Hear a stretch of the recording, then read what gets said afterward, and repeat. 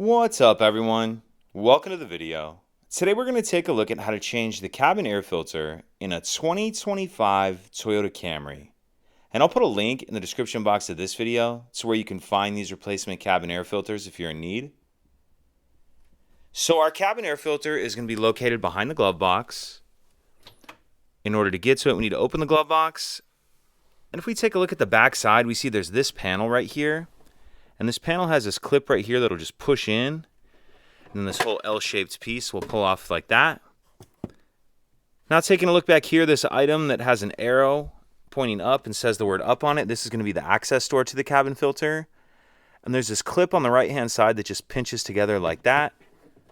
And then that access door will pull off. Now we see another item in here that has an arrow and says up. This is going to be the tray that holds the cabin filter. And this tray will just slide out of here like this.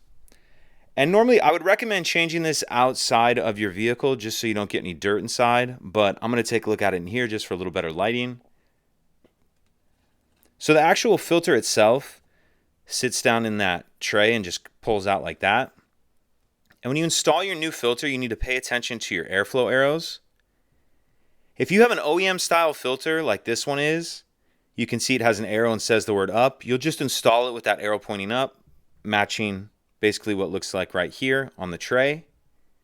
However, if you have an aftermarket filter that says the word airflow and has an arrow, if your filter says the word airflow on it, you want your arrow pointing down. So just to kind of recap that, OEM style filter, if you have an arrow or an arrow with the word up, point it up. If your filter says the word airflow, then point your arrow down.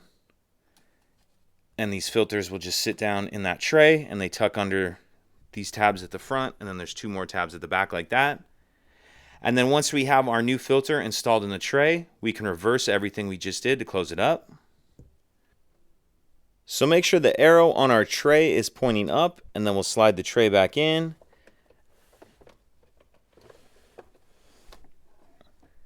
And this tray kind of needs to sit in at the top. You can see right there, it's sitting in there kind of crooked. So you want to make sure that you're kind of pushing some pressure towards the top and then slide that tray in. And it needs to sit in there like that, pushed all the way up at the top. It can actually be kind of tricky to get it to sit right where it needs to be. But once we have our tray sitting in there, again, in there properly, not sitting in there cockeyed, then we can go ahead and throw our access door back on. And you'll line that up with the arrow pointing up. And on the left-hand side, you'll start those tabs in, the two notches. And then the door will clip back on. Then we'll grab this panel, and you can see those tabs right there. That's what I'm going to start in on the left-hand side first, like that. Start those tabs in. And then that panel will snap on.